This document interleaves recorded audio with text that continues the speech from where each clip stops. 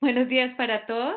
Estamos empezando hoy nuestro segundo día de mitigación y control del COVID-19 para los municipios de Colombia.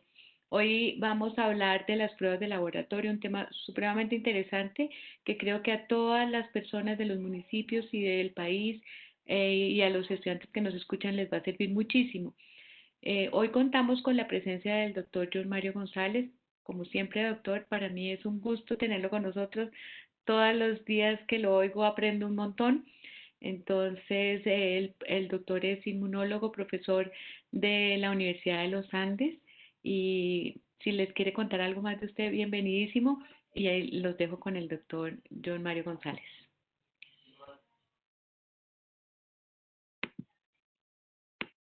A la doctora María Luisa, al doctor Luis Jorge, que han sido unas personas muy activas durante este proceso de la contingencia, y finalmente a la doctora Dayan Rodríguez, que hará los comentarios al final.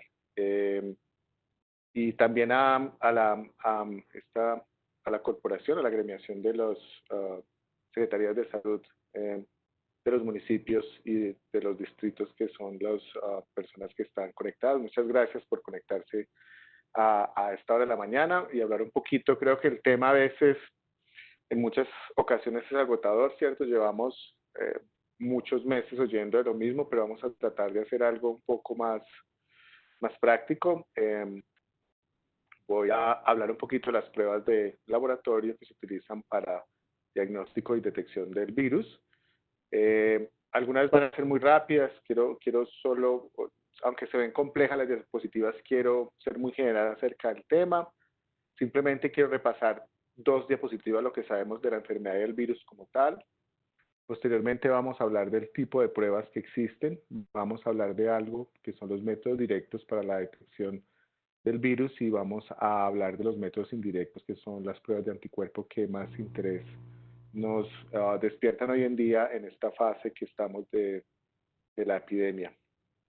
Que ya sabemos que era el nuevo coronavirus, existen 7 coronavirus, ya habían descrito 6, 5, 4 de ellos causales de gripa, de cuadro respiratorio descritos desde 1960. Sabemos que salió de la China, sabemos que tiene una secuencia muy similar a la secuencia de coronavirus de murciélagos, de animales. Se sabe que ya hay 2 receptores descritos. Uno de ellos, el más estudiado, es el enzima convertidora de angiotensina 2, pero hay otro que es vasigina. Y vamos a hablar un poco de esto, que es la prueba diagnóstica. La Organización Mundial de la Salud nosotros llamamos estas pruebas hechas en laboratorio, lo denominamos pruebas caseras. La Organización Mundial de la Salud ha aprobado 7 de estas realizadas en varias partes del mundo. Dentro de ella, la prueba RT-PCR, el protocolo del Hospital Charité de Berlín, que es el que actualmente se adoptó desde principios, desde la pandemia, por parte del Instituto Nacional de Colombia. No hay tratamiento viral específico. Hay muchos estudios, más de 300 ensayos clínicos en estudio. No hay vacuna disponible, aunque sabemos que en este momento ya hay 41 candidatos. 11 están en fases 1 y fase 2, pero no existen. Y con la enfermedad sabemos que una de las cosas que más nos preocupa es el alto porcentaje de asintomáticos, que son portadores, no sabemos, que es un cuadro respiratorio agudo que se complica. La complicación y la mortalidad es más común en personas con morbilidades y mayores de 65, y que ya después de la infección viral, pues existen algo que juega un papel fundamental en las manifestaciones y en las complicaciones, son las alteraciones del sistema inmune. Sabemos que los individuos, hay una alta activación de macrófagos, especialmente a nivel pulmonar o sistémico, que hay una alta producción de factores solubles con las citocinas y que en sangre periférica existe linfopenia. Y la linfopenia es uno de los primeros marcadores que ha sido descrito en la mayoría de los estudios, es un marcador de complicación, de severidad e inclusive de mortalidad. Pero algo que se le olvida mucho a la gente es que las manifestaciones pueden depender de las preexistencias. O sea, tenemos cosas tan aparte como que hay personas que solo tienen manifestaciones cutáneas, por ejemplo, en la enfermedad. Entonces yo creo que muchos de estos cuadros clínicos apenas se están aprendiendo y a veces un poco no se valora las manifestaciones clínicas en algunos grupos de edad y pasan desapercibidas. Y algo pues que es un tema en el cual me intereso mucho y que realmente hay mucha controversia, es que sí genera una respuesta inmune. Sí sabemos que la genera, lo que no sabemos en este tiempo que vamos desde la epidemia que empezó en diciembre de 2019 es cuánto tiempo va a durar, pero sabemos con base a otros coronavirus y estudios, unos estudios muy bonitos realizados haciendo análisis de otros coronavirus que existe protección y que esa inmunidad protectiva puede durar inclusive hasta 3 años con coronavirus causantes de enfermedades respiratorias no complicadas. Y esta gráfica de las comorbilidades es tomada ayer de los datos del Instituto Nacional de Salud porque me parece algo bien interesante. Yo creo que hay que ponerle una lupa a estos datos. Creo que se comporta diferente dependiendo del país. Y una de las cosas que me llama la atención es que como el resto del país, las personas con mortalidad en Colombia, es claro que una de las causas asociadas es la hipertensión, la segunda es la diabetes mellitus, la tercera es enfermedad respiratoria y la cuarta enfermedad cardíaca. Sin embargo, otras que son muy importantes, como son la obesidad y la enfermedad renal, no aparecen tan marcadas en el país, o miren cáncer y enfermedades autoinmunes. Entonces, simplemente esto es algo para decir que lo que hacemos localmente y los trabajos que hacen en salud pública de biología son muy importantes para entender este componente de la pandemia. Bueno, vamos a entrar un poquito en la materia. Esto es un esquema del virus. No los voy a fatigar, pero sí les voy a mostrar algunas de las cosas. Ustedes ven una estructura eh, gris clara que se ve alrededor. Usted ve una estructura más gris oscura, otras estructuras rojas. Aquí están los componentes del virus, que son la envoltura, la membrana del virus, el core, que es el que contiene ARN, y estas proteínas que son muy importantes en rojo, que son las proteínas de las espículas. ¿Por qué vamos a hablar de los componentes? Vamos a hablar de los componentes porque ellos son el blanco para el diagnóstico por cualquiera de las metodologías que vamos a ver. Entonces, de afuera hacia adentro tenemos la espícula que le llamamos S, es una proteína S, la envoltura que la llamamos proteína E, la membrana que la llamamos proteína M y la nucleocapsid que contiene el ADN del virus que la llamamos N. Entonces, solo recordar que desde el proceso de infección vamos a tener, este es un virus que es ARN, de sentido positivo, se va a infectar, se va a transcribir el ARN en las células. Entonces vamos a tener ARN que va a codificar para cada una de estas proteínas y después vamos a tener estas proteínas que están siendo producidas en el ciclo de la replicación viral. Eso quiere decir que podemos medir alguno de estos componentes, sea el componente molecular o el componente proteico en el proceso de la infección. El virus entra a las células. Hay estudios muy interesantes porque ya se ha mapeado la expresión del receptor ECA. Un dato, por ejemplo, curioso es que se ha demostrado que los niños tienen menos receptor ECA2 en la mucosa nasal, por eso probablemente sean menos susceptibles a la infección. Los niños se expresan menos que los adultos, pero en general lo que hace el virus es que utiliza esta proteína roja, que es la proteína de la espícula, para unirse al receptor y ya una vez unido al receptor, pues entra a la célula y empieza todo el proceso de replicación viral. Ahí están de nuevo los componentes virales, la proteína la cápsida que tenemos en este color morado, la proteína la espícula que tenemos en este color rojo y el material genético que está contenido, que en este caso es un RNA. Y estas son las pruebas que se utilizan para la demostración directa de la presencia del virus. Medir el ácido nucleico, entonces medimos el material genético, de nuevo es un virus ARN y las técnicas que han sido adoptadas moleculares son para medir el virus, para medir el ARN viral. Y es muy importante, cuando se hacen estas pruebas, las pruebas no determinan toda la secuencia genómica del virus, sino genes asociados al virus. Y como les mostraré más adelante, pues con la presencia de otros coronavirus se tuvieron que hacer técnicas muy especiales para descartar que no se estén detectando otros coronavirus. Entonces, algunas de las pruebas utilizan 2 genes e inclusive hasta 3 genes del virus para poder determinar su presencia, lo que ha complicado un poco más las pruebas diagnósticas. Y los otros que podemos medir es que cuando el virus se está replicando, obviamente está produciendo estas proteínas y esas proteínas sirven para ensamblar el nuevo virión y esas proteínas, como la proteína las proteínas de la cápside y la proteína de la espícula, van a servir para hacer medidas y eso es lo que nosotros denominamos antígenos virales y van a permitir también determinar que existe una replicación del virus. Entonces, las pruebas de diagnóstico directo que existen para SARS-CoV-2 está el método molecular, que es el RT-PCR, que detecta el ARN viral, y los métodos de detección de antígeno, que detecta proteínas del virus. Ellos nos indican que el virus está ahí y que probablemente el virus esté replicando.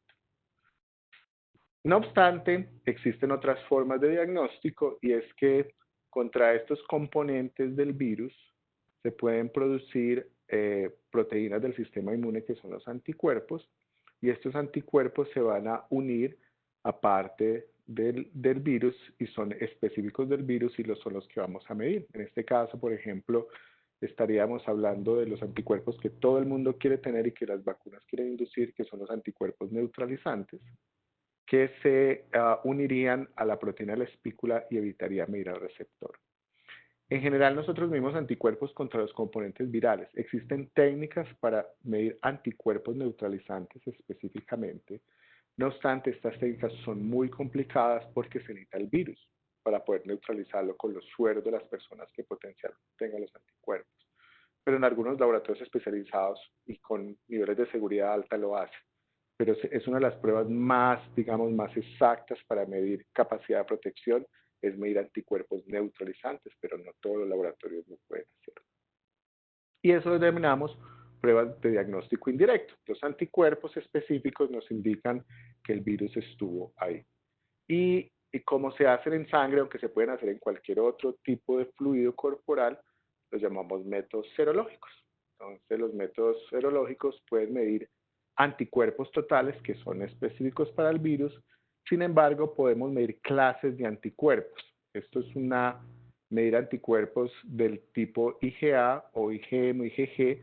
Son modelos que han sido estudiados mucho en otras enfermedades y que apenas estamos aprendiendo en la enfermedad COVID-19 cómo es que funcionan. Algo muy importante con respecto al tema es que, a diferencia de otras enfermedades, aquí la seroconversión es muy temprana y se ha visto a veces casi que coinciden el inicio de la presencia de los anticuerpos IgM, que en algunos artículos se han descrito que se inicia tan temprano como al tercer al quinto día y que son un marcador de infección aguda, pero los anticuerpos IgG, que indican más memoria, se producen entre las 5 y 10 días y ya en muchos estudios se ha demostrado que casi a los 14 días post-infección o aparición de los síntomas, la mayoría de las personas tienen conversión de anticuerpos.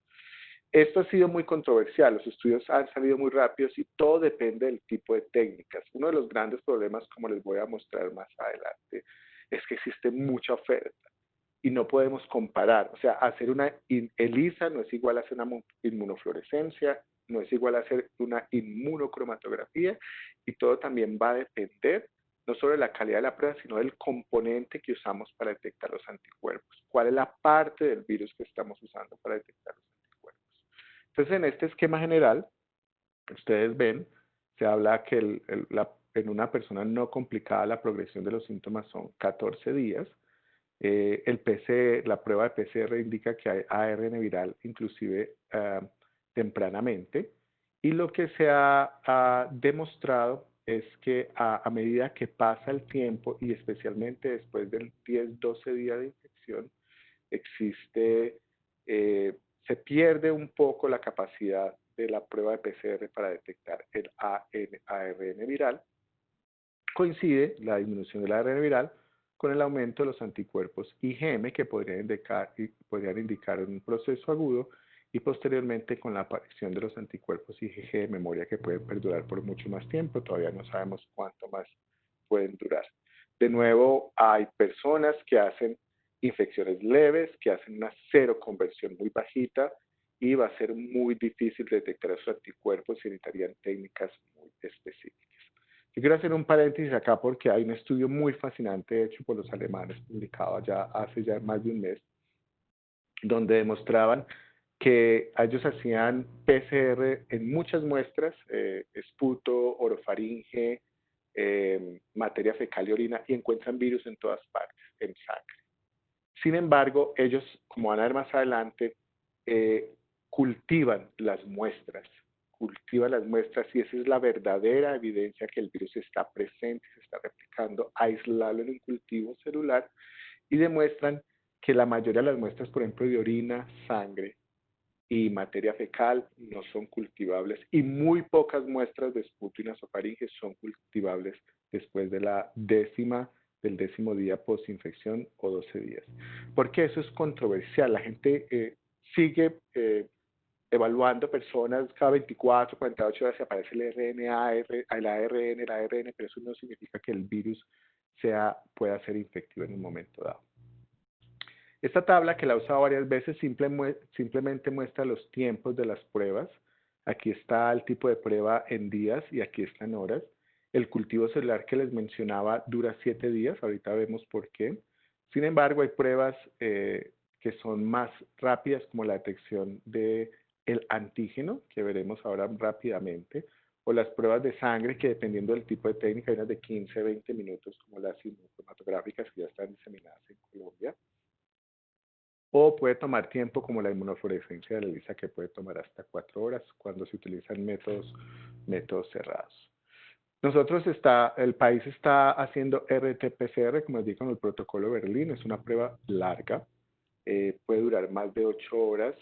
Uno ve en los medios de comunicación la gente quejándose por el tiempo, pero el procesamiento, la entrega de los resultados es muy larga. Lo mismo que cuando hay departamentos y municipios que no cuentan con los laboratorios, tienen que ser enviadas las muestras.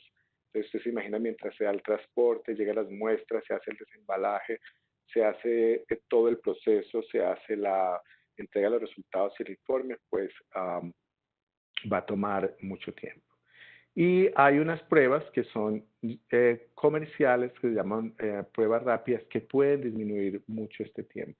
Yo quiero ser claro que todas las pruebas que se hacen moleculares del país tienen altos controles y son verificadas tanto en Bogotá por la Secretaría Distrital de Salud y nacionalmente por el Instituto Nacional de Salud, y todos los reportes se hacen a través de estas dos instituciones. También la Secretaría reporta al Instituto. Entonces hay un proceso para la entrega de muestras y la entrega de resultados. Este es el cultivo celular, la prueba fehaciente de que el virus está en la muestra. Los virus necesitan unas células para poder replicarse, es parte de su biología, y entonces uno cultiva células in vitro. ¿Cuál es el peligro, el riesgo biológico? Usted está replicando el virus en un laboratorio. Por lo tanto, se necesitan laboratorios de seguridad de nivel 3, donde no vaya a permitir que el virus vaya a salir o vaya a diseminarse. Y toma el tiempo. El mismo tiempo que se demora el virus, por ejemplo, para producir infección en los humanos, es el tiempo que se demora en cultivo. En las células, entonces, uno tendría un cultivo normal, como se ve acá de células. Al poner la muestra, entonces se vería lo que nosotros llamamos el efecto citopático, quiere decir que el virus mata células y las altera, y uno puede ver la presencia del virus acá. Esto es una microscopía normal, pero cuando vemos, por ejemplo, con microscopía electrónica, ustedes ven esto es una estructura que parece una vesícula llena de viriones, llena de viriones, llena de viriones, y cuando se amplifica, ustedes ven aquí perfectamente los virus que son los coronavirus. Entonces, ese estudio del virus no es fácil, no lo pueden hacer todos los laboratorios, pero es la prueba fehaciente que existe replicación viral. Esta es una foto del laboratorio de diagnóstico de COVID-19 de la Universidad de los Andes, que es un laboratorio donde se hace la prueba de RT-PCR, que apoya a la Secretaría Distrital de Salud del Instituto Nacional de Salud, simplemente para mostrar a veces la complejidad que puede tener todos los elementos de protección personal y el equipamiento que se necesita para hacer el diagnóstico. Entonces, estos métodos moleculares se basan en una prueba que ya tiene muchos años, que se llama la prueba de reacción de la polimerasa, que llamamos el PCR. Los ácidos nucleicos, sea el ADN o el ARN, es un polímero. Y lo que se hace en el laboratorio es que se amplifica el ADN. Como es un polímero, hay una enzima que se llama la polimerasa que hace que replica. Uno coge el ADN y el ADN y lo replica y lo replica y lo replica y lo replica en el laboratorio hasta que pueda ser visible por alguna de las metodologías que vamos a ver ahora. Sin embargo, en este caso, como el virus es un virus ARN, ese ARN se debe convertir en un ADN. Y la enzima que convierte ese virus de ARN a ADN es una transcriptasa reversa. Entonces va a hacer el ARN a ADN y lo que se hace posteriormente es de nuevo amplificar ese ADN. Quiere decir que esa cadena polimérica va a ser ampliada muchas veces y esto es simplemente una figura. Nosotros llamamos estas secuencias rojas los cebadores, son los que van a pescar la secuencia del virus. Van a decir, yo pesco una secuencia, en este caso la secuencia del ADN, aquí la separé, y simplemente lo que hace la polimerasa es que va copiando la cadena, se va amplificando en cada ciclo. Y al final, eso que no podíamos ver porque era muy poquito, que pescamos a través de estas moléculas que se llaman oligonucleótidos cebadores, lo vamos a poder visualizar en una banda. Representa que hay el ADN de lo que nosotros estamos estudiando en este momento. Si fuera, por ejemplo, ADN viral, esta sería una banda que podríamos observar de ADN viral. Por eso se llama reacción en cadena de la polimerasa, porque la polimerasa va continuamente en cada ciclo ampliando el número de moléculas que hay de ADN hasta que se vuelva algo visual. Sin embargo, la prueba se complica un poco cuando es el caso del ARN. Por acá voy a pasar muy rápido. Esto es lo que sería el PCR, RT-PCR, donde hay una muestra, que en este caso la mayoría de la muestra es la muestra nasofaringea, donde la muestra nasofaringea viene con un montón de componentes que va desde estructura celular. Esta muestra se tiene que inactivar, se tiene que lisar, se tiene que liberar el contenido genético, que son los ácidos nucleicos, para hacer la extracción del ARN. Se ponen los componentes que se necesitan para la amplificación, que son los cebadores para las secuencias específicas del virus, más los nucleótidos, y finalmente se va a detectar una señal que puede ser visible. Y en este caso, del RT-PCR se utiliza una sonda, o sea que va a pegarse a nuestra secuencia blanco, que en este caso es el ARN viral, y esa sonda tiene un marcador fluorescente, o sea que cada vez que encuentra una molécula va a fluorecer. Entonces si hay presencia del virus, a medida que se amplifica, va a haber presencia del virus, va a aumentar la fluorescencia, como se ve acá, indicando que si hay presencia del virus. A medida que se hacen ciclos de amplificación, no hay presencia del virus, pues la curva va a quedar plana. Entonces, esa es la diferencia entre los dos, que es fluorescente. Esta gráfica es un poquito compleja, simplemente les quiero mostrar. Estos son los 3 coronavirus que han salido de sus nichos, el SARS-CoV-1, que también salió en China hace más de 10 años. Este es el MERS, que salió del Medio Oriente, probablemente originado en camellos, y este es el SARS-CoV-2. ¿Por qué? Esta es una época muy interesante. ¿Por qué se tuvo esta secuencia tan rápido? ¿Por qué sabemos de algo como la secuencia genómica del ARN viral? Pues porque ya se tenían secuencias comparativas de los otros. Estos colores, simplemente para mostrarle qué tan parecidos son. Por ejemplo, este es el gen que codificaría en los 3 virus por la proteína de la espícula. Este es el gen que codificaría por la proteína de envoltura.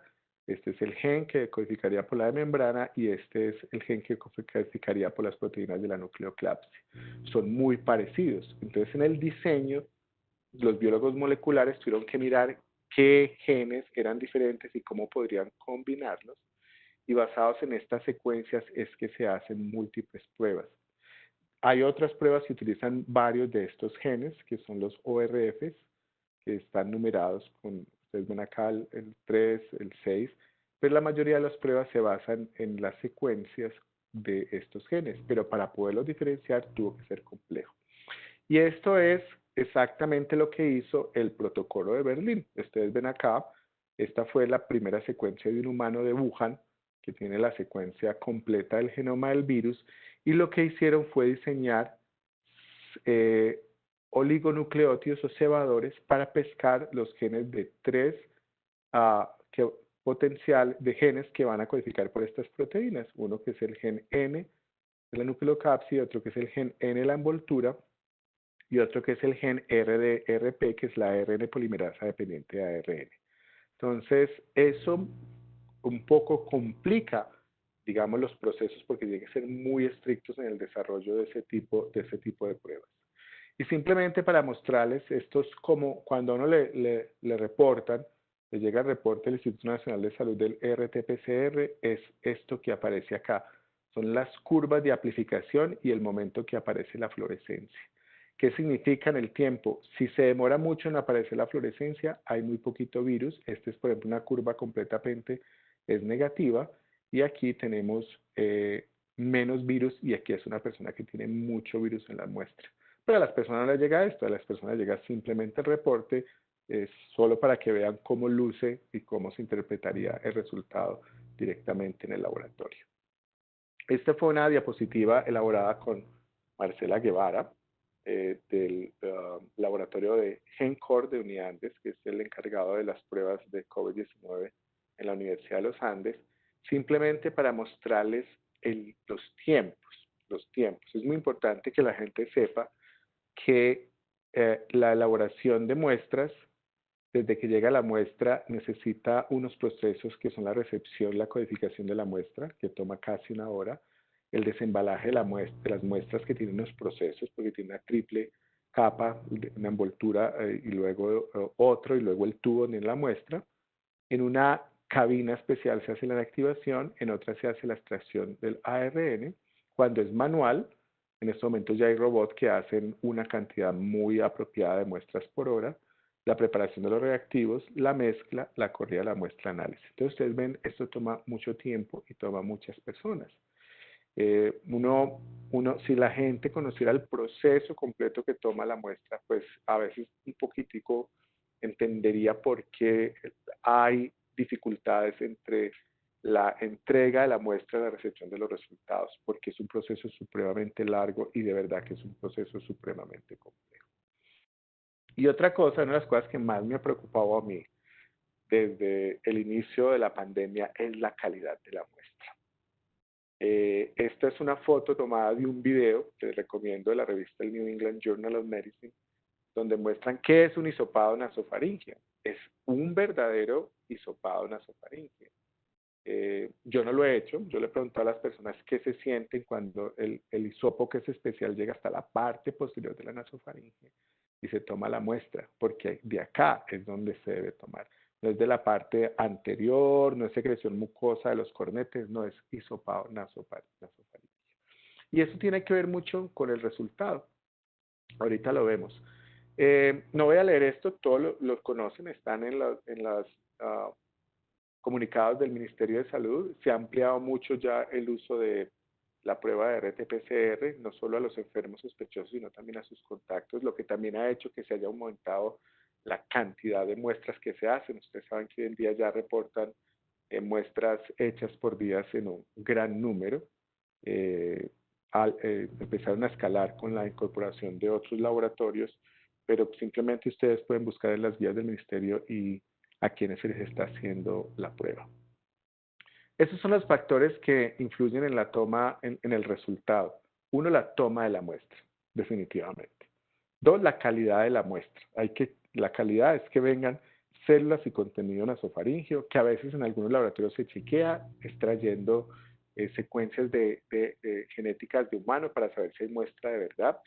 Y uno también que es preocupante cuando se transportan de municipios o departamentos que no tienen laboratorio de diagnóstico es la conservación de la muestra.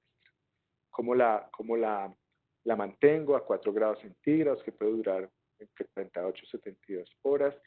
Y claramente muchos resultados son dependientes del proceso de la muestra y de la calidad eh, de los reactivos y la prueba que se está haciendo. Valga la aclaración que en este momento han entrado muchas pruebas moleculares en el país, ya creo que van 2 meses que están siendo usadas en otros laboratorios y digamos que en ese sentido las directrices del Ministerio de Salud Nacional han sido muy claras de cómo hacer las pruebas, qué tipo de pruebas hacer y cómo interpretarse para tener una homogeneidad en los resultados.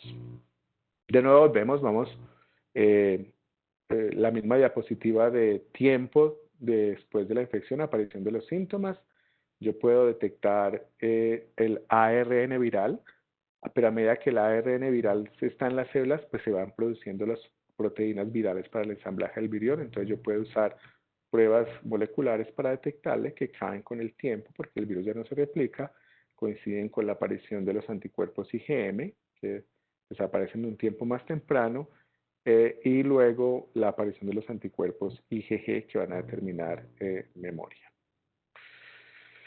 Una de las pruebas que no tenemos muy disponibles en el país, en realidad no ha llegado ninguna que yo conozca hasta el momento, son las pruebas de detección de antígeno, que harían esto, detectar antígeno proteínas virales al mismo tiempo que el virus está replicando las células. Se detecta una proteína específica, hay muy buenas pruebas que sirven para detectar en salivas, también se demoran muy poco tiempo. Sin embargo, hay muy poca oferta y aún no han sido validados. Solo hay uno que ha sido aprobado por la entidad norteamericana, que es el FDA, y me imagino, pues, obviamente, por la cantidad que se necesita en el mundo de una restricción en la consecución de estas pruebas. Y simplemente lo que se hace es que utilizando como esta proteína, que es un ejemplo de la proteína del virus, que es la que utiliza para unirse al receptor, pues simplemente a través de unas técnicas específicas, como esta captura, que es una lista de captura, se puede detectar la presencia del antígeno. Bueno, yo creo que ya hemos hablado un poco y una vez me dijeron que muchas de las personas que se iban a conectar era de la Corporación de Secretarias de Salud de Municipios y Distritos, pues tuve la pregunta de cuántos municipios tendría Colombia. No sé si ustedes saben, pero pues me tocó buscar en el DANE. Colombia tiene 1.103 municipios, no sé cuántos están conectados. Tiene 8 distritos, esto fue una sorpresa para mí, yo sabía que habían varios, yo tenía la cuenta hasta 5, pero de todas maneras existen otras figuras y en total existen 1.122 entidades administrativas. Debe ser bien complejo en un momento como el que vivimos poder coordinar desde niveles muy altos del gobierno este tipo de actividades en cada uno de los municipios, pero al menos contamos con las mejores personas en cada uno de ellos para poder realizar las actividades relacionadas. Un poquito para cambiar el área cerebral y no complicarlos más con el tema. En esta parte vamos a hablar de las pruebas indirectas. Las pruebas indirectas se detecta el anticuerpo específico. Se pueden detectar en sangre, plasma o muestra capilar. Aquí yo quiero hacer de una vez una aclaración.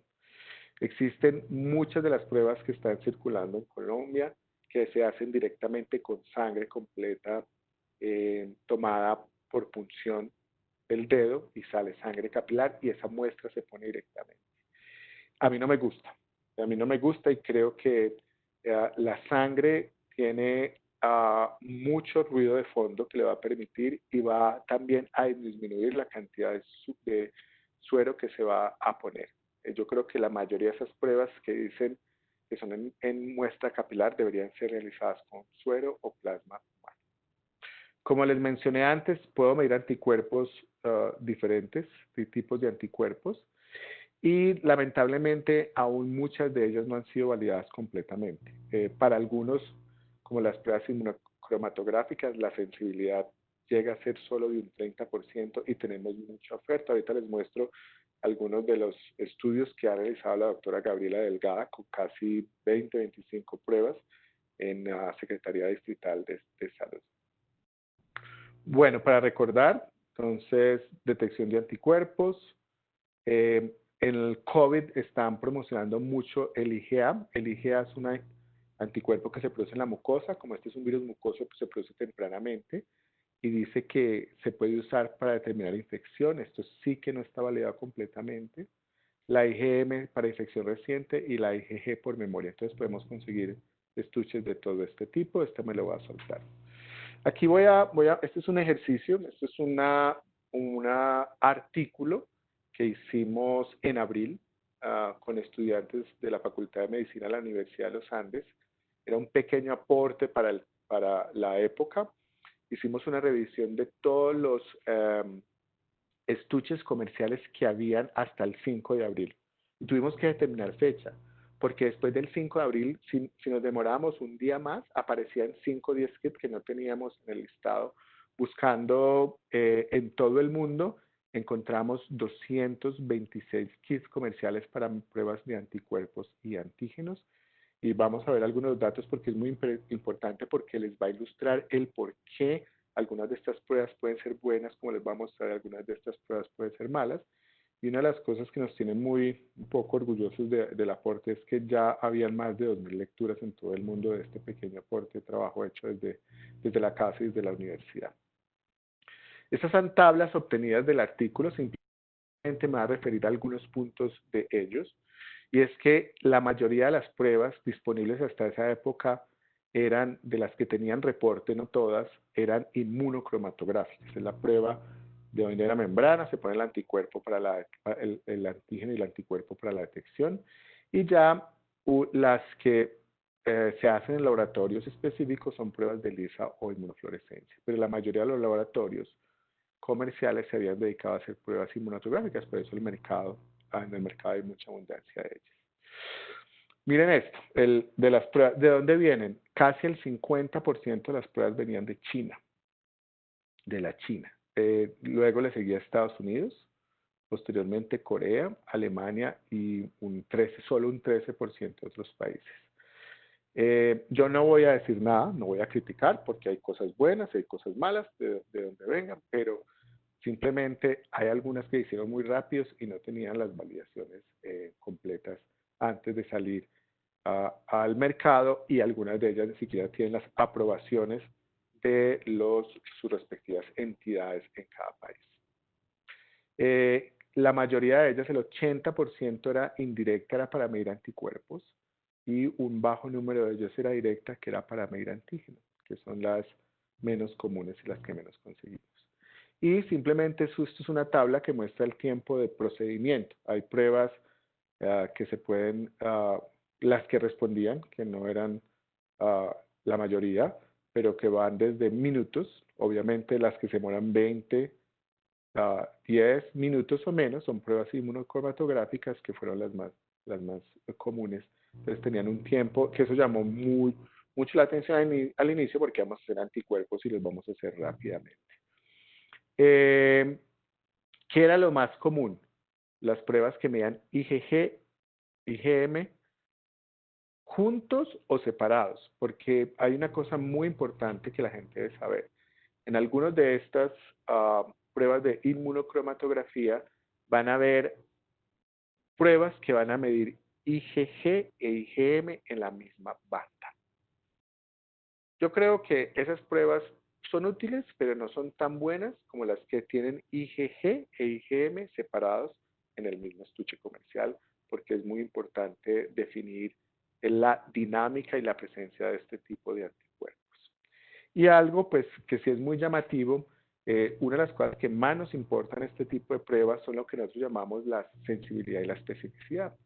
Y a eso lo llamamos validación interna. Quiere decir que eran pruebas que había hecho la misma compañía y que no habían sido hechas por laboratorios independientes o otras instituciones para demostrar la sensibilidad. Y la verdad es que llamaba la atención es que de todas las reportadas, 200 no reportaban esa validación interna de sensibilidad, pero sí reportaban sensibilidades superiores al 80%, inclusive algunas de ellas llegaban a valores tan altos como el 97.5. Y cuando vimos la especificidad, pues había una menos, 201 no reportaban, y se mostraba de nuevo que tenía unas especificidades muy altas. Eso da muchas esperanzas en esa época. Todos sabemos que ahorita hay problemas y de nuevo es lo que nosotros llamamos en el artículo validación interna, que son pruebas hechas. Yo tengo alguna dificultad con estas pruebas de validación porque usualmente nosotros tenemos sueros guardados cuando hacemos pruebas de anticuerpos que son muy buenos. ¿Ya? Entonces, cuando vamos a campo y no hay muchas, que hay muestras que no tienen tantos anticuerpos, va a ser difícil de la que la podemos encontrar. Esta es una prueba inmunocromatográfica. Aquí está la C, sería la banda para control, la G sería la banda para la IgG, la M sería la banda para IgM y este es el sitio donde se pone la muestra.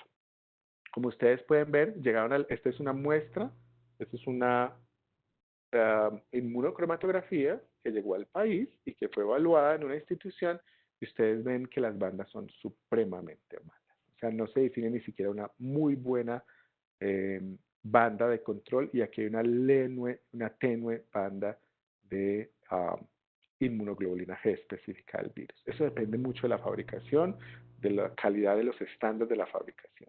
En cambio, tenemos otras que son muy buenas. Por ejemplo, esta, donde ustedes ven que las bandas se ven perfectamente. Entonces, es difícil cuando se tiene una oferta grande y este tipo de pruebas no se han validado. Ustedes ven aquí perfectamente la banda de control y este individuo que ya tenía anticuerpos de memoria que eran de tipo IgG. De nuevo, el Ministerio de Salud, estas son las guías que se encuentran publicadas, dice que son para personas sin factores de riesgo, que por lo menos tengan 11 días del inicio de los síntomas. ¿Para qué se usa la serología en general? Yo creo que la doctora Dayan también va a hablar de esto, pero obviamente el consenso general indica que es para exposiciones previas. Es muy útil, ustedes saben que están utilizando plasma de paciente convaleciente para el tratamiento de casos complicados. En Colombia ya fue aprobado el primer estudio que lo va a hacer la Universidad de Rosario en cabeza del doctor Juan Manuel Anaya y obviamente esas pruebas sirven para estudiar candidatos a vacunas, las pruebas serológicas porque se necesita determinar la producción de anticuerpos. Yo no me voy a detener acá, le voy a dejar esto a la doctora Dayan. Ustedes ven de nuevo, aquí ya está completo el cuadro de la detección de PCR y de anticuerpos. Y estos son los criterios que también la doctora Dayan va a hablar un poquito más profundamente en los comentarios de qué se puede interpretar como negativo y positivo en la utilización de cuando se combina PCR y anticuerpos. Las pruebas serológicas, ¿para qué son? Definitivamente lo que sabemos hasta el momento no son para diagnóstico, si son para exposición, son muy útiles en seguimientos a pacientes y efectivamente para llegar a más grupos poblacionales. Yo sé que estamos en un momento muy difícil, nadie se lo espera, a veces yo me siento como en una mitad de una eh, película de la cual todavía no me he logrado despertar y creo que así nos sentimos muchos de nosotros en este momento, pero yo creo que esta frase de Albert Einstein es muy útil y es que siempre en medio de la dificultad yace una oportunidad y esperamos que cada uno pueda encontrar las oportunidades que estamos buscando y que estos meses de cuarentena y que probablemente sigamos algunos días más nos sirvan como reflexión. Yo tengo dos diapositivas finales, yo creo que son mensajes para entregarlos, hice a través de preguntas. ¿Para qué sirven las pruebas moleculares? Para detectar secuencias del genoma del virus. No se detecta todo el genoma, si algunos genes. Las pruebas moleculares indican que el virus está vivo, no necesariamente. Indica que hay partes del virus que se producen durante el ciclo de replicación, pero como les indiqué, hay estudios que han demostrado que uno puede tener secuencias de ARN y no se cultiva el virus no se cultiva. Esto tiene varios factores discutibles, pero es muy importante que se sepa. ¿Cuál es la forma de mostrar que el virus se está replicando en las muestras que se toman los individuos? Pues cultivando definitivamente el virus en células. Yo les mostré que es muy difícil hacer ese tipo de pruebas porque necesitan ciertas condiciones especiales. ¿Para qué sirven las pruebas serológicas? Para determinar la exposición previa al virus. Y existen otro tipo de pruebas. Efectivamente, a mí me gustaría mucho que pudiéramos tener las pruebas de antígeno. Son de 15 minutos y son rápidas. Se puede medir antígeno mientras por pruebas se pueden medir antígeno, proteínas del virus que se encuentran en secreciones respiratorias y me parece que en ojalá pudiéramos adoptar un tipo de prueba de estas en un futuro rápido, pero pues como les dije, la oferta es muy limitada. Entonces, con esto los dejo y muchas gracias a todos. Y si hay alguna pregunta después de los comentarios de la doctora Dayan, con el mayor de los gustos. Muchísimas gracias, doctor Mario. Muy interesante todo lo que usted nos comentó hoy. Y quiero invitar a la doctora Dayan Rodríguez. Dayan es bióloga, magíster en ciencias en enfermedades infecciosas y actualmente está haciendo un doctorado en oncología. Bienvenida, Dayan. ¿Qué tal, Doc? Muchas gracias por la invitación. Bueno, ya como hablamos con el doctor John Mario, creo que casi todo está descrito. Voy a hacer énfasis solamente en 2 o 3 aspectos puntuales. El primero es por qué hacemos pruebas, porque necesitamos determinar quién está infectado. Esto nos ayudaría a tomar decisiones en cuanto a la prevención de la infección y al aislamiento de las personas. Para guiar y para saber quién estuvo infectado, para ello son las pruebas serológicas, las cuales tienen un contexto retrospectivo que nos permitirían indicar entonces quién debe ir a confinamiento y también comprender ciertos mecanismos de la inmunidad viral. Esto tiene que ver justamente con la sensibilidad y la especificidad. Recordar que la sensibilidad es la capacidad de las pruebas para detectar la enfermedad en sujetos enfermos y la especificidad es la capacidad de determinar la ausencia de la enfermedad en sujetos sanos. La OMS actualmente tiene, digamos, unas 4 gamas de pruebas disponibles. La primera, como ya bien lo mencionó el doctor, la amplificación de ácidos nucleicos. La segunda, pruebas de detección de antígeno. La tercera, pruebas de detección de anticuerpos. Y la cuarta, la secuenciación de RNA viral, que la realizan pocos laboratorios en el mundo, pero que sirven justamente para monitorear la secuencia del genoma viral y para evidenciar los cambios puntuales en mutaciones que permiten la detección específica de los genes que nosotros estamos buscando. Ya hablamos del tipo de PCR que nosotros utilizamos, el protocolo de Berlín. Algo para mencionar, en qué tipo de muestras realizamos estas pruebas de PCR. Hemos obtenido, bueno, los estudios han mostrado que se puede detectar incluso en muestras no respiratorias, como en orina, en heces, incluso en sangre. Sin embargo, pues uno puede detectar el RNA viral en este tipo de muestras, pero no podemos determinar si esto implica una presencia viable del virus y tampoco podemos definir en este momento cuál es el papel de la transmisión en este tipo de muestras. Las que ofrecen mejor rendimiento son las muestras nasofaríngeas, muestran una positividad del 63% y son las que recomiendan los protocolos del CDC. Las orofaringeas, sin embargo, también funcionan, que se toman solamente de esta parte oral y fueron las que más se utilizaron en China. La OMS que recomienda... Una pregunta, ¿tú vas a pasar una presentación?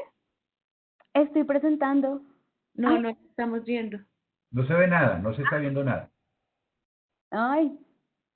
Mejor con presentación, Dayan. Sí, Doc. Pues... Listo, ahora sí la estamos viendo. Ay, qué vergüenza. Bueno, entonces... bueno, pues, ¿para qué se hacen las pruebas? Los tipos de pruebas, y yo acá hablando solita. Estos son los 4 tipos de pruebas que recomienda la OMS. Y va precisamente acá en qué tipo de pruebas, en qué tipo de muestras se realizan estas pruebas. El CDC recomienda la muestra de nasofaringe, pues tiene una positividad del 63%. La OMS que recomienda en este momento que la muestra sea tomada de nasofaringe y orofaringe en el mismo tubo y que esto podría aumentar la carga viral. Si la infección es muy grave, se pueden recoger muestras a través de vías respiratorias bajas, esputos si hay expectoraciones o aspirados. Estas muestras en general tienen un muy buen rendimiento. ¿Cuándo debemos realizar esta prueba? Recordar entonces el periodo de incubación del SARS-CoV-2, que es alrededor de 5 o 6 días. La mediana también del periodo de duración de los síntomas entre 13 y 16 días. ¿Qué nos permite esto? Pues estimar el tiempo hasta el cual nosotros podemos obtener un buen rendimiento de la prueba, que es el día 7, y a partir de ese día podría ir disminuyendo, dado que el RNA ya no se está produciendo y no podría detectarse tan fácilmente. Por eso la probabilidad de detectarlo máxima sería en el día 7, y desde allí podría disminuir. Positividad no siempre significa enfermedad y eso también debemos tenerlo muy presente porque la prueba puede detectar material de RNA no viable, que esto es lo que sucede ya al final del periodo infeccioso, como lo vemos en esta gráfica. Si tomamos la prueba entre el día menos 10 o 5 de la infección, podríamos tener falsos negativos, dado que el límite de detección de la PCR es esta línea punteada. Obtenemos muy buenos resultados en el día 7 y cerca del día 20 o 25 también podríamos obtener falsos negativos.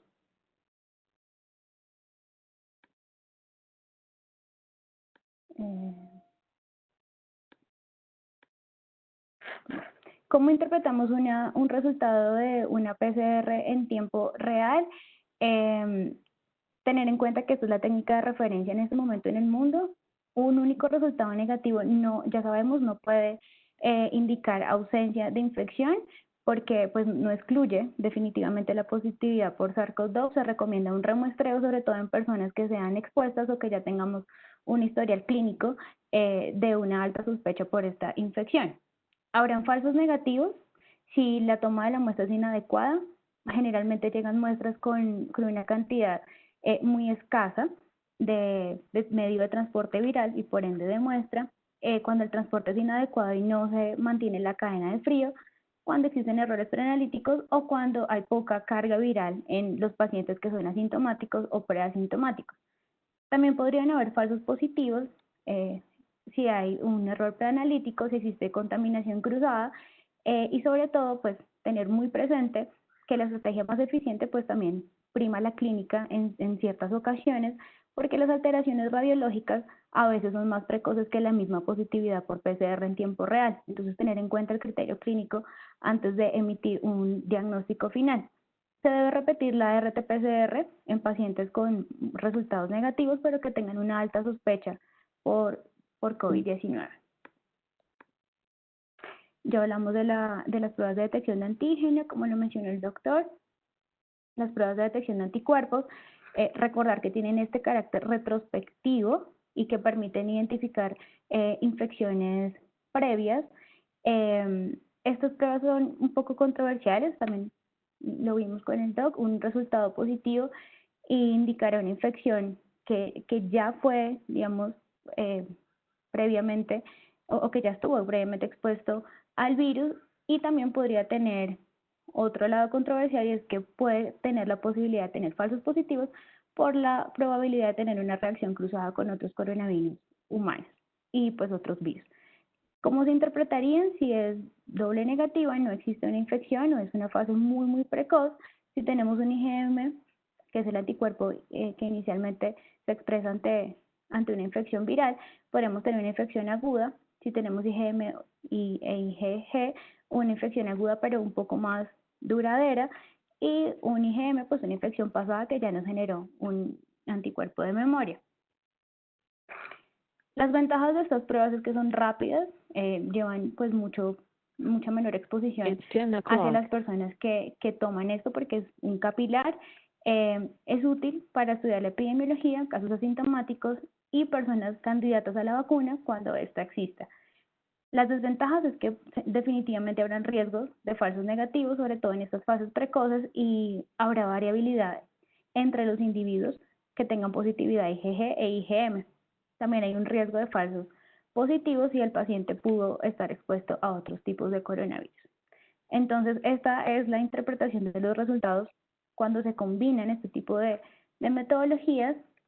Una PCR negativa, IgM negativa, IgG negativo, pues significa un resultado clínico negativo. Una PCR positiva podría indicar una fase precoz de la infección, PCR e IgM una fase aguda, una fase inicial de esta infección. 3 pruebas positivas es una fase que también podría ser aguda o que en ese momento el virus se encuentra replicándose. Una PCR positiva y una IgG ya indicaría una fase final de la infección, dado que ya tenemos esos anticuerpos de memoria. Un solo resultado de IgM, un estadio temprano, pero tendríamos que confirmarlo a través de una PCR. Un solo IgG, una infección pasada, y un IgM, un IgG, una enfermedad que podría estar en evolución. Esta es la misma gráfica que habíamos visto. Recordar que las características de la prueba tienen que ver mucho con los periodos desde que se haya sido infectada una persona. La PCR es muy buena entre los 7 y 14 días. La producción de anticuerpos viene un poco, digamos, atrás, por eso no se deben de hacer pruebas diagnósticas a través de metodologías serológicas, sino a través de pruebas, bueno, podrían ser complementarias a la prueba de RT-PCR, dado que aparecen después de la infección y casi entre 14 y 28 días después la IgM que nos indicaría una infección pasada. Por último, porque ya veo que el tiempo, estas son nuevas metodologías que también podrían estar disponibles en poco tiempo. Unas tienen que ver con el genoma y con el RNA, como vimos la PCR en tiempo real, otras que son basadas en otro tipo de amplificación acá un poco diferente, pero que a través de sensores y colores permite identificar más rápidamente la porción del genoma viral, otros que son la secuenciación completa del virus, y esta última metodología, que yo creo que todos hemos oído, que es el CRISPR-Cas, en la cual podemos cortar un fragmento del genoma y a través de la emisión de fluorescencia saber exactamente en qué porción del gen estamos detectando. Creo que ahí complementé un poco lo que mencionaba el doctor. Si hay preguntas, con el mayor de los gustos.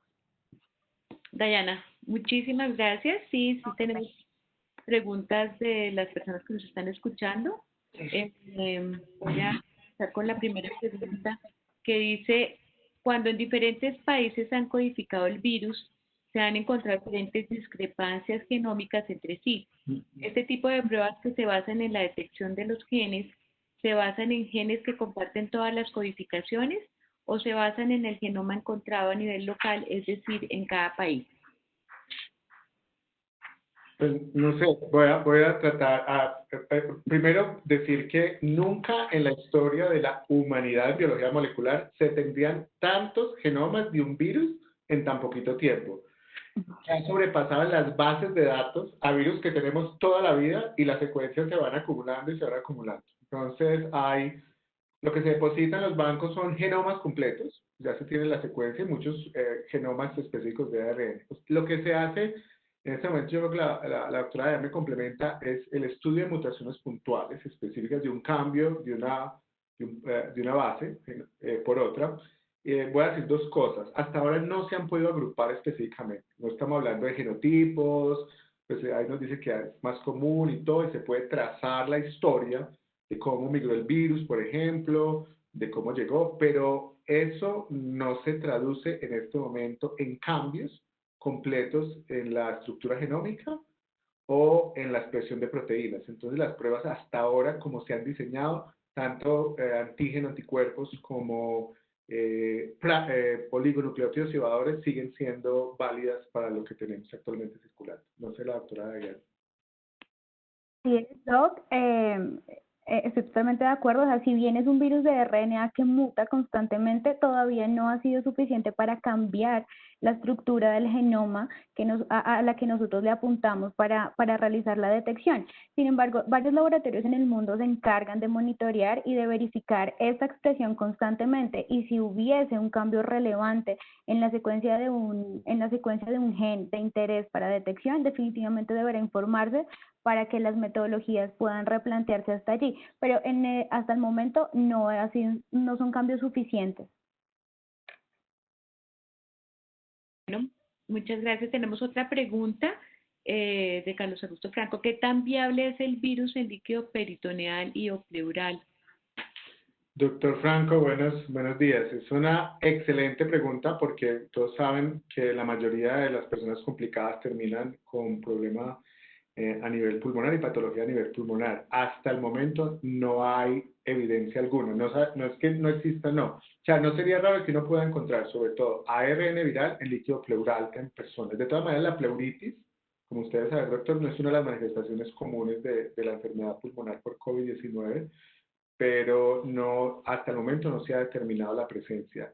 Si no se ha determinado en líquido pleural, pues aún más difícil en el líquido peritoneal. Pero estoy seguro que las publicaciones sobre todo andan y no creo que sería raro que se encuentre ARN viral en las personas en líquido peritoneal. Ahora, viabilidad del virus, eso sí No sabemos por qué se tendrían que hacer los estudios, pero que se encuentre ARN viral en líquidos, las personas que tienen diagrama pleural, debería ser factible.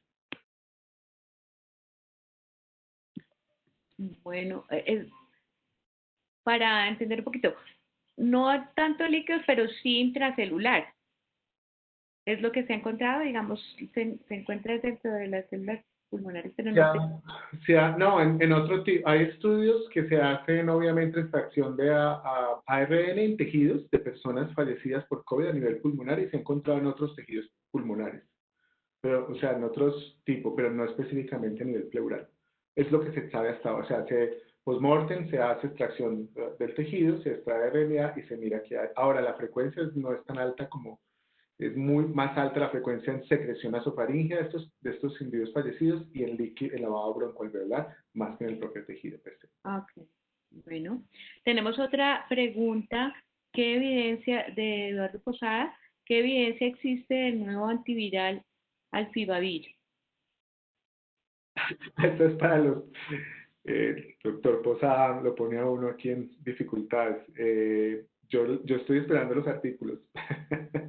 Rusia va a producirle, va a distribuir, pero no tenemos, yo estoy buscando la estructura, el componente, de qué se trata, dónde inhibe, la respuesta es ni idea. Y estoy esperando los artículos para leerlos en este momento, pero no sé dónde están publicados, porque parte de la evidencia que publica, parte de lo que dice Rusia es que tiene evidencia, pero la comunidad científica internacional por lo menos no ha tenido acceso a este tipo de evidencia. No sé si la doctora Dayan tiene algún...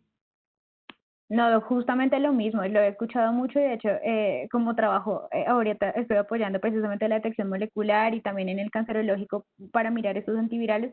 No es posible encontrar evidencia reciente y tampoco es accesible. Entonces, digamos, existe hipotéticamente, pero no sabemos ni cómo actúa, ni cuál es su mecanismo, ni hacia dónde se dirige. Entonces, creo que debemos esperar un poco y tener una evidencia más sólida para poder recomendarlo más adelante y revisarlo con calma. Sí, el doctor Carlos Franco también nos comenta que hasta ahora es solo una noticia de prensa, que no hay artículos en la web sobre el Alfibavir. ¿Hay otra pregunta? ¿Sí? ¿Alguien nos va a hacer algún comentario? Bueno, cuando se dice que las pruebas serológicas pueden servir para llegar a más grupos poblacionales, ¿hasta dónde se puede llevar eso? ¿Se recomendarían, por ejemplo, para la población en general a manera de tamizaje? Por ejemplo, cuando abran las universidades, ¿tendría sentido hacerle pruebas serológicas a todos los estudiantes? Pregunta Mariana Pardo. Bueno, la doctora Mariana Pardo, esto es individual, es una percepción. Yo sí creo en las pruebas serológicas. Y yo sí creo en las pruebas serológicas bien hechas y bien seleccionadas. Yo creo en una ELISA, en una quimiluminiscencia, que es lo que se está aplicando en muchas partes del mundo, en sistemas cerrados, lamentablemente, o sea que no. Pero yo creo que sí son útiles y creo que son útiles en grupos. Ha habido unas discusiones internas, por ejemplo, con el ministerio, con la directora del Instituto Nacional de Salud, donde, por ejemplo, había poblaciones blanco, por ejemplo, las poblaciones carcelarias, sería súper útil en poblaciones carcelarias, o sea, hacer un tamizaje rápido, y yo creo que hay una dificultad. Yo entiendo la OMS en decir, no vamos a dar pasaporte inmune, eso es un riesgo. Una institución multinacional diciendo, bueno, tome usted y se va para la calle, pues no creo que vaya a hacerlo. Número uno, yo creo que sí hay una muy sólida respuesta de anticuerpos. Yo creo que sirve para algo. No sabemos cuánto va a durar ni cuánto tiempo, pero todo va a depender de la técnica que se use. Hay que seleccionarla con lupa y hacer la técnica útil para poblaciones. Yo siempre he pensado en grupos como industria de alimentos, transportadores, personas en cárceles, por ejemplo, y creo que me parece muy útil inclusive en instituciones que están empezando a reabrir. Pero el problema es cómo la aplicamos y el tipo de pruebas que vamos a seleccionar. Pero yo sí creo que son supremamente útiles. Ya lo están haciendo en otros países. Pero a través de... Todos sabemos la historia, ¿no? ¡Ay, España! Pruebas malas. China, Inglaterra, ¡ay, pruebas malas! Sí, pero estábamos hace 2 meses. Ya han pasado más tiempo y hay muy buenas pruebas. Yo, por ejemplo, a mí me encantaría tener una prueba de antígeno rápida, que hay unas fantásticas en el mundo, una desarrollada en Europa y otra en Estados Unidos, Inclusive en Estados Unidos te la están haciendo por correo. Vale $120. Te mandan el frasquito a la casa, tú pones la muestra y en 3, 4 días te devuelven el resultado. Eso lo queríamos estar haciendo para hacer. Pero es una opinión individual, creo que hay fundamento para eso, pero yo sí creo en las pruebas serológicas para grupos definidos después. Yo ahí tengo un par de preguntas. Perdón, Dayan, ¿tú vas a decir algo?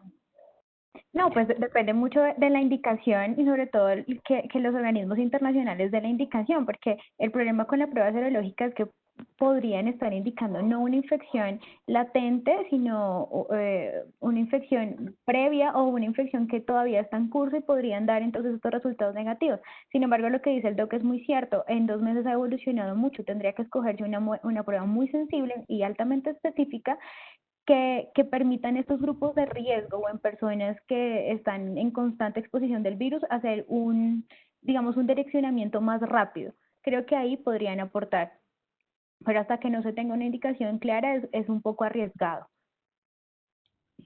Sí, yo iba a preguntarles, ¿qué tan factible es que Colombia pueda, no sé, como producir esas pruebas rápidas o que no dependamos de lo que podamos importar, sino que de alguna forma nosotros pudiéramos suplir esa necesidad y cómo sería, o sea, si es factible que Colombia pueda llegar a hacer eso de manera que podamos tener ese tipo de tamizaje a mucha más población y poder tomar decisiones con más seguridad?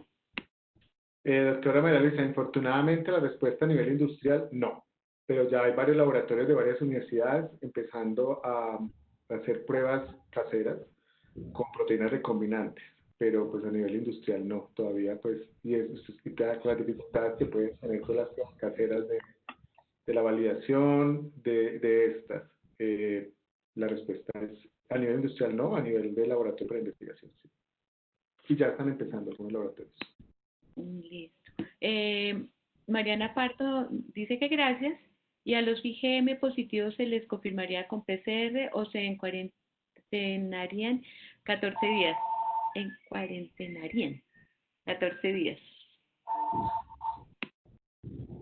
Habría que hacerle seguimiento y confirmación por PCR. Necesariamente. De acuerdo. Antígeno, PCR y con la posibilidad de que ya la IgM tiene una respuesta tan temprana como 5 días. Más o menos, doctor. Y tan tardía como 15, entonces podría, si lo cogen en el rango de 10-15 días, donde después del día 10 el PCR baja a una detección del 50%, podría caber en esa posibilidad. Pero de todas maneras, tanto por PCR se le debería hacer el seguimiento. El estudio de seroprevalencia en España en 69.000 pacientes solo dio el 5% de positividad, dice María Alexandra Durán. Y Jorge Araujo pregunta, ¿la probabilidad de reinfección es alta? Y yo también tenía como esa pregunta porque creo que a todos nos está preguntando en qué sabemos de la inmunidad, si realmente, lo que entiendo es que sí ya hay casos de reinfección. Entiendo que incluso con síntomas menores de otros casos de primera infección, pero ¿qué sabemos del tema de la inmunidad? Bueno, con respecto al estudio de España, eso es en población abierta, eso no fue en población sintomática, ¿cierto? Y es lo que se esperaría para una enfermedad. Yo no sé si ustedes vieron un reporte en estos días del New York Times que mostraba la inmunidad de rebaño en punticos. Es muy interesante cómo ni siquiera los países que han tenido picos epidémicos lo van a alcanzar rápidamente. Entonces les recomiendo mucho esa publicación porque muestran, el estudio de España es en población general, esto es una enfermedad infecciosa, va a tener gente que responde muy bien a anticuerpos, gente que no tiene anticuerpos, va a haber gente que no va a desarrollar inmunidad estéril, van a haber portadores asintomáticos como las demás enfermedades. Yo tengo a la gente, bueno, eso es como, ¿qué vamos a hacer entonces con los que tienen estreptococo betamolítico en la garganta? ¿Los vamos a mandar agua de Dios? ¿O los que tienen Salmonella Typhi en la vesícula biliar, los mandamos agua de Dios? Porque es una enfermedad que va a seguir circulando, que va a encontrar nichos de personas no inmunes y que va a estar permanente entre nosotros. Los estudios hechos hay un estudio fantástico, que todavía es un preprint, que está hecho en coronavirus, en las otras 5 coronavirus que producen cuadro gripal, muestran varias cosas. Uno, que inducen inmunidad desde 3 meses, desde 6 meses hasta 3 años, que algunas personas se reinfectan, pero estos virus son virus que producen cuadros gripales leves. Yo me imagino que sensibiliza más, que es más virulento, que puede producir. Los primeros reportes de reinfección llegaron desde Corea. ¿Se acuerdan de los casos de Corea? Corea retiró, dijo que ya no era reinfección. Y yo tengo mucho cuidado, uno oye en la radio actores famosos, pero no, o sea, sigue positivo, sigue positivo, sigue positivo. Mi pregunta es, ¿tiene virus? ¿Sí tiene el virus? ¿Tiene virus infeccioso o es RT-PCR positivo? Esa es siempre mi pregunta con respecto al tema. O sea, ¿esa persona le cultivamos el virus y lo tiene o es una persona que tiene RT-PCR positivo? ¿Habrá reinfección? Claro que sí. Me imagino que las personas que se expusieron a una baja carga viral no desarrollaron inmunidad protectiva ni larga duración, probablemente se pueda hacer.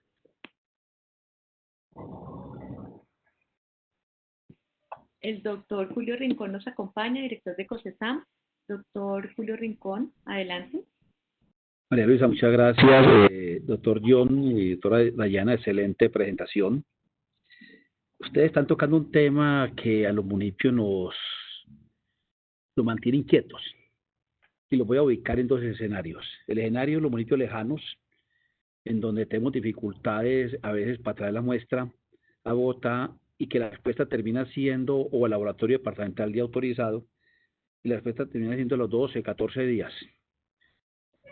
Y la otra, y entonces ahí viene el tema de las pruebas rápidas o las pruebas serológicas que hablamos. No voy a entrar el tema de la discusión de la calidad, que siempre habrá que tenerla en cuenta. Pero obviamente una prueba de mala calidad será inadecuada para cualquier tipo de examen. Pero los médicos a nivel local comienzan a plantear, oye, venga, yo tengo un paciente sintomático que clínicamente puede tener. Yo prefiero tener una prueba serológica que posiblemente tenga unos errores, tenga unos márgenes de especificidad complicados, pero me orientan. Yo al fin y al cabo estoy tratando el paciente, no la prueba. ¿Hasta dónde en estos casos estas pruebas son realmente un apoyo para el manejo de estos casos y para un momento dado para lo que no tiene que ejercer el municipio con el cerco epidemiológico que genera esto? Además de sintomático, tengo una prueba, un IgG positivo, una prueba, pues, creo que adecuada. Y ya también mandé al laboratorio departamental a PCR que está pendiente de llegar próximamente. Es la primera. El segundo escenario es la inquietud con Bogotá. Me estoy yendo de un extremo a otro. Bogotá viene diciendo desde la semana pasada que está acá y que copa la unidad de cuidados intensivas. Sin embargo, con el Instituto Nacional de Salud, lo que reporta Bogotá son 64 camas ocupadas en cuidados intensivos. Pero Bogotá dice, no, pero es que tengo 190 sospechosos. Y dice, pero venga, eso, el sospechoso le queda a uno bien cuando es de 2 días, 3 días, pero cuando han pasado 8 días y siguen sospechosos, entonces comienza a preguntarse uno, ¿hasta dónde las pruebas PCR, que supongo yo que Bogotá tiene accesibilidad a rapidez en la respuesta, realmente son confiables? Porque yo tengo 190 pacientes que vienen hace 8 días diciendo Bogotá que es que están sospechosos y no logran definirlo. Y estoy en el centro del país, al lado de laboratorios de una alta calidad. Esa es mi pregunta y mi inquietud, el tema de los municipios lejanos y el tema de Bogotá, que es el centro del país.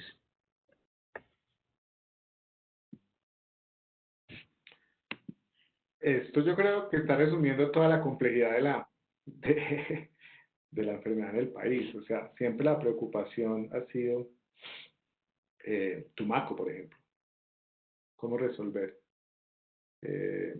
Y por el envío de las muestras. Yo les mostré que la complejidad del envío, la calidad del desarrollo de las pruebas, el tiempo y la capacidad ha aumentado. O sea, pasaron de unas pocas instituciones a muchas instituciones, laboratorios de salud pública, departamentales, laboratorios privados, universidades participando, apoyando el diagnóstico. el país, ante la emergencia de uso, abrió la importación de unas pruebas, más o menos veintitantas pruebas rápidas, que llaman pruebas rápidas, pero son pruebas serológicas rápidas, debería ser el nombre completo, porque hay pruebas rápidas en muchas formas, metodologías. Sin embargo, esas pruebas rápidas no tenían, digamos, las validaciones necesarias y esas pruebas rápidas llegaron a muchos municipios del país. Y se están aplicando, ¿cierto? Y se está haciendo en muchas partes. Y nos enfrentamos al hecho de que en estudios en otros países, por ejemplo en Italia, hicieron un cerco a un pueblo, lo encerraron y le hicieron pruebas a todo el mundo de RT-PCR y encontraron casi el 45% de personas asintomáticas.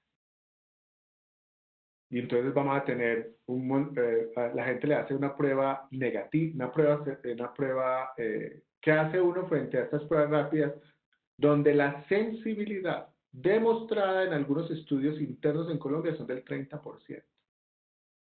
De inmunocromatografía. Entonces, ¿qué hacemos frente a eso? O sea, yo les acabo de mostrar unas pruebas de dudosa calidad. Le voy a comentar un hecho que nosotros sabemos. Resulta que en esas pruebas provenientes de la China, que hay buenas y hay malas, empezaron a falsificar las malas. Las buenas, los mismos chinos. O sea, venían embaladas con nombre de las buenas, pruebas malas. Y eso es un hecho fundamental. O sea, muchas de las pruebas inmunocromatográficas que están circulando no son ideales. Y mucha de la gente va a salir negativa. ¿Qué decisión toma un mandatario local ante eso? ¿Cierto? Si usted es negativo, no ha estado expuesto. Vamos a tener que, si nos basamos solo en ese tipo de pruebas, siendo varios hechos fundamentales. La mayoría de las personas son asintomáticas. Número 2, están usando pruebas de tamizaje, de cribado que no son tan útiles con un 30% de sensibilidad con la cromatográfica. Entonces vamos a seguir todavía con restricción individual y social. Entonces, eso es un tema muy difícil, porque no tenemos forma de realizarle ni a todo el mundo el RT-PCR, que tampoco está indicado a todo el mundo, y tampoco podemos hacer pruebas, no han llegado las pruebas serológicas cerradas para poder hacer la detección. Yo le dejo a los expertos el tema de Bogotá. Está la doctora María Luisa Latorre y el doctor Luis Jorge, porque eso sí ya se me sale las manos. Ustedes son expertos en el tema de Bogotá, con la pregunta que hizo el doctor.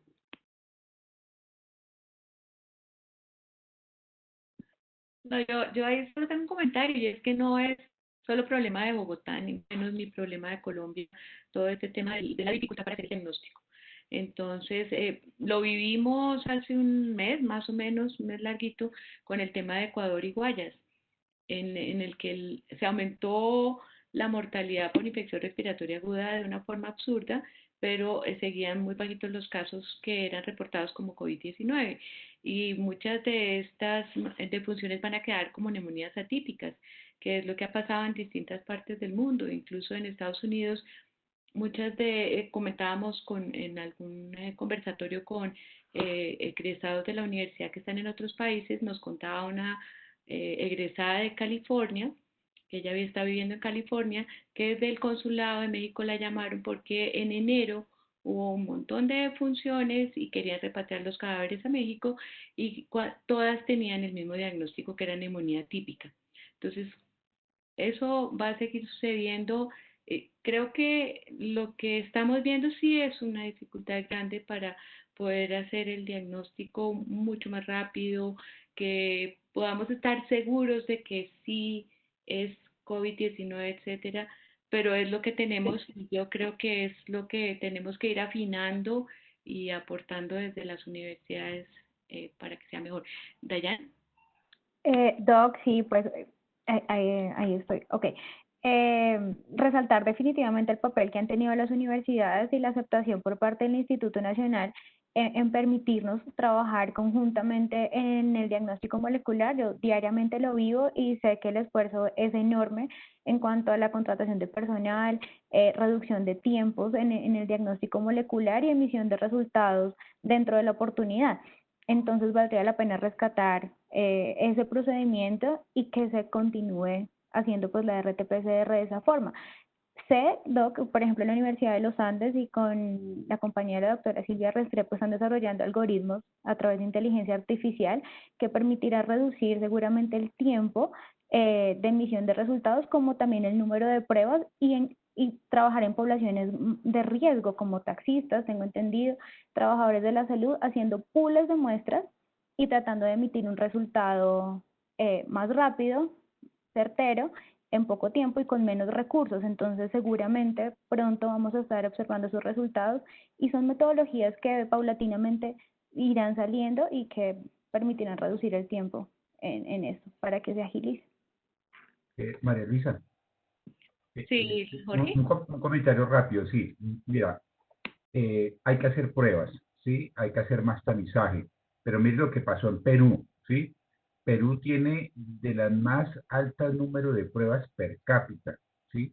En Latinoamérica y en ese momento estaba presentando una situación grave. No basta hacer pruebas, no olviden que es el TTI, es decir, hacer test, hacer trazabilidad. Una vez se detecte el caso positivo, hay que identificar casos y contactos y el aislamiento e intervenciones, aislar. O sea, la prueba por la prueba no sirve. Perú tiene el mayor número de pruebas de Latinoamérica y tiene una situación epidemiológica grave en este momento con saturación de servicios de salud, ¿sí? Entonces, no es hacer pruebas por pruebas, sobre todo las de PCR. Hay que hacerlo, pero ligarlas siempre en la intervención. Entonces, el resultado debe estar muy rápido. Si el resultado se demora, la intervención también va a ser demorada, ¿sí? Entonces, es clave ligarlo siempre a la trazabilidad o rastreo de contactos. Entonces, y la metodología ética es salir a buscar el virus. Porque nosotros hasta ahora lo que hemos hecho es que el virus nos encuentra y nos encuentra a través de los pacientes, de las personas con fiebre y con tos. Debemos salir a buscar el virus en donde en los asintomáticos, en las poblaciones que están en calle y en trabajadores de la salud, ¿sí? En esos hay que buscar el virus, identificar, tracear, hacer rastreo y hacer aislamiento. Siempre ligarlo a una intervención, eso es clave. La vigilancia epidemiológica es para intervenir. Si el tamizaje no está ligado a intervención, no sirve. Perú pasó por eso. Perú hizo buen tamizaje, pero no podían hacer adherencia, no puede hacer aislamiento por la cuarentena. O sea, no es solo un problema de rastreo, no es solo un problema de tamizaje, sino hay que ligarlo a intervenciones. Claro. Totalmente de acuerdo. Doctor Luis Jorge, y Perú se dedicó a hacer pruebas serológicas, ¿no? Por eso le ha rendido tanto comparado, no es RT-PCR. Tiene una cifra muy baja de RT-PCR y la mayoría son pruebas serológicas. Bueno, tenemos un comentario de María Alexandra Durán. Es muy importante insistir en la precisión de las pruebas de COVID-19 de acuerdo a lo que detectan y la metodología usada, que es pues la razón de esta reunión que hemos hecho hoy, entre otras. Pero bienvenidos todos los comentarios y muchísimas gracias, doctor John Mario, muchísimas gracias a Dayan, a Luis Jorge, a Julio, a todos los que nos acompañaron en el día de hoy. Los invitamos mañana. Mañana estaremos a las 5 de la tarde nuevamente con un tema también muy importante que es el de salud mental y el tema del estigma, tanto para los profesionales de la salud como para las personas contagiadas por COVID-19. Muchísimas gracias. Nos vemos mañana. Que estén muy bien. Hasta luego. Gracias a ustedes. Gracias. Encantada. Gracias. Adiós. María Luisa, muchas gracias. No, Julio. Bienvenidísimo siempre. Muchas gracias a ti.